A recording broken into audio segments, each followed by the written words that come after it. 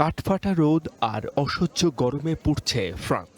অবস্থা এতটাই বেগতিক যে দিনের বেলার পাশাপাশি রাতেও মিলছে না স্বস্তি। দেশটিতে রাতের সর্বোচ্চ তাপমাত্রা সব রেকর্ড ভেঙেছে। সোমবার রাতে গড় তাপমাত্রা ছিল 21.6 ডিগ্রি সেলসিয়াস, যা দেশটির ইতিহাসে উষ্ণতম রাত। এই তীব্র গরম থেকে বাঁচতে অনেকেই ছুটছেন নদী বা জলাশয়ে, আর তাতেই ঘটছে বড় বিপত্তি। গত কয়েকদিনে পানিতে ডুবে প্রাণ হারিয়েছেন প্রায় অর্ধশত মানুষ। পরিস্থিতি সামাল দিতে দেশটির 54টি অঞ্চলে সর্বোচ্চ সতর্কতা জারি করেছে দেশটির আবহাওয়া বিভাগ। প্যারিসের সিন নদীতে ডুবে মারা গেছে 13 বছরের এক কিশোরী।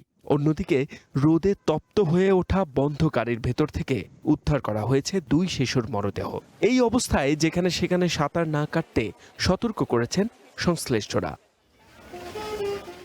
গরমের এই চোখরাঙানি শুধু ফ্রান্সে নয়, পুরো ইউরোপ জুড়েই। ইটালির রোম আর মিলান সহ 15টি শহরে জারি করা হয়েছে রেড অ্যালার্ট। কৃষি ও নির্মাণ শ্রমিকদের বাঁচাতে তীব্র রোদের সময়ে কাজ বন্ধ রাখার জরুরি আইন করেছে ইটালি সরকার। জার্মানির রাইন নদী থেকেও উদ্ধার হয়েছে 3 জনের মরদেহ। স্পেনের শীতল এলাকা হিসেবে পরিচিত স্যান সেবাস্তিয়ানের তাপমাত্রাও ছুঁয়েছে 40 ডিগ্রি, আর ব্রিটেনের তাপমাত্রা 39 ডিগ্রি ছাড়ানোরও পূর্বাভাস দিয়েছে কর্তৃপক্ষ। হঠাৎ কেন এই মরুময় আবহাওয়া?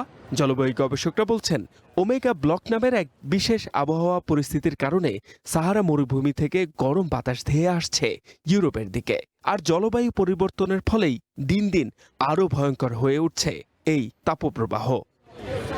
H M Ataullah, one international desk.